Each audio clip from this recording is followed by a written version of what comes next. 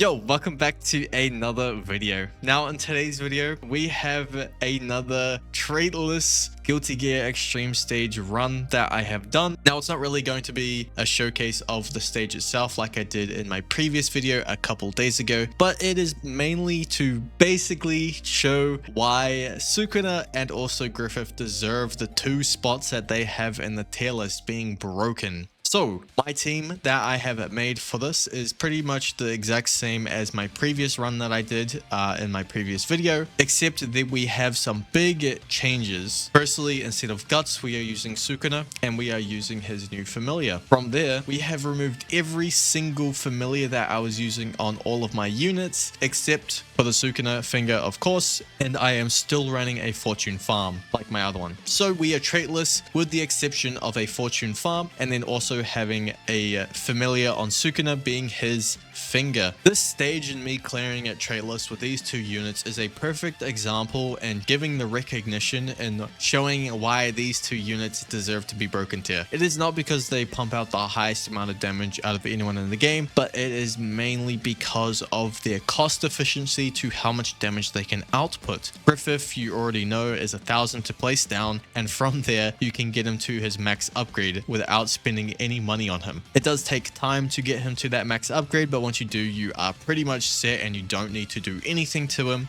and he will just do everything that he does for you. Repulse, slow, ignore damage reduction, provide ignoring damage reduction to your units, and doing a 40% buff. Sukuna, on the other hand, he is just a really good mob clearer. He will just destroy any normal monster in the game completely fine. You do not need to get him to his max upgrade. Being at upgrade 3 is all you need for him to be able to do everything for you. His range is great, his damage is great, his cost to get him to upgrade 3 is nothing. It is 12 to 14,000 to get him to upgrade 3, which is his full AoE, and from there whenever he applies cleave, he is doing 2 full AoE attacks. He is clearing everything in his path. That is pretty simple. That is mainly the reason why. I don't really have any other explanations of why, because like it's not all about damage. It is mainly about cost and resources. That is the reason why these 2 are really high, and that is the reason why that Yuhaba is still so high. He does a ridiculous amount of damage for the amount of cost. He costs under 70,000 to max out Yuhaba to be able to do everything in the game. He was able to do this stage with Monarch basically on release of this stage. That's how strong he is, and he can still do it. But now we have units in the game that you can use and do this completely traitless, or not completely, with the 2 exceptions that I have being a fortune farm and also Sukuna's finger. I feel like this is more than reasonable enough for people to be able to follow along. We are not relying on any heavy RNG cats that I had before. You can put any sort of familiar that you want that would increase damage, lower SPA, or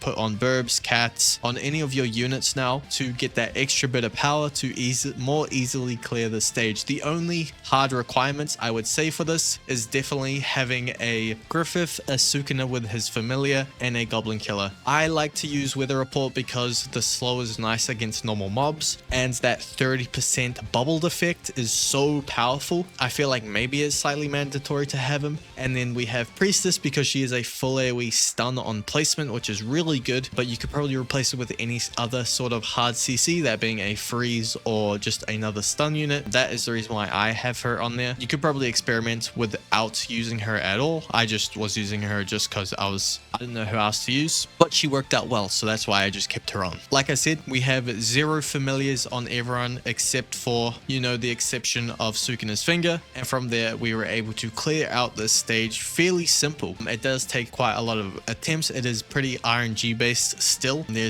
You're never going to be able to do this super simple and straightforward, but where you can improve the strategy that I'm using is very basic in the fact that you can place any sort of damage familiars on your units that I'm not using any familiars on to help boost and help clear clear out the stage easier. And then you can also put traits on your units where I'm not using traits. You can have a Monarch Sukuna, you can have a Monarch Griffith, and you would probably find that you can complete this even without a Goblin Killer. Goblin Killer is just really nice. Traitless, he has so much damage for how cheap he is. If you place all 4 of your Goblin Killers and you upgrade to the last placed Goblin Killer first, it only costs about 30,000 to max him out total with the placement costs. And from there, he can do to 4 million damage maximum without his follow-up damage with a Griffith buff on him. That's how much damage a 30,000 cost unit can do. It's really insane, especially for the stage where they have really high HP from the start. The cost efficiency with Goblin Killer is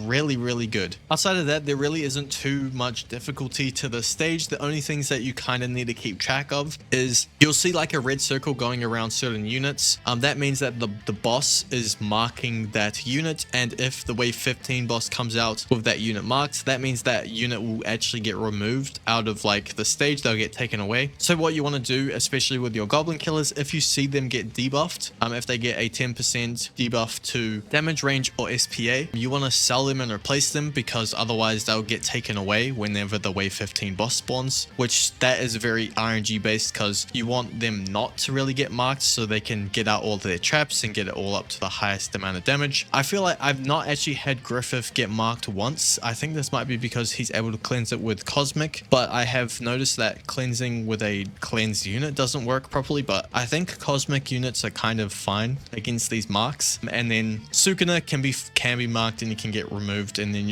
all you need to do is sell him and then place him back down, so he's kind of fine. But like I said, this is not really going to be a guide. It is fairly straightforward. I don't feel like I need to really explain too many things. You just need to know how with certain things, like the armored stocks on the boss. Just place a weather report on him and then sell it to help remove all the armored stocks before he actually gets in range of your units to take damage. Just looking out for the marked units that happen whenever the Happy Chaos is out, so you can sell and replace them. Making sure that Eclipse Demons don't sell any of your units as well, that's another thing. Just a quick video showcasing this as a kind of an improved strat on what I had before. Not really going to go too much in detail into it again. I just want to showcase it mainly. But yeah, and also to show why I believe that these 2 units do deserve where they are on the tier list. But yeah, I don't really have anything else to say. So yeah, that is going to be me. I appreciate it if you guys have watched this far into the video. See ya.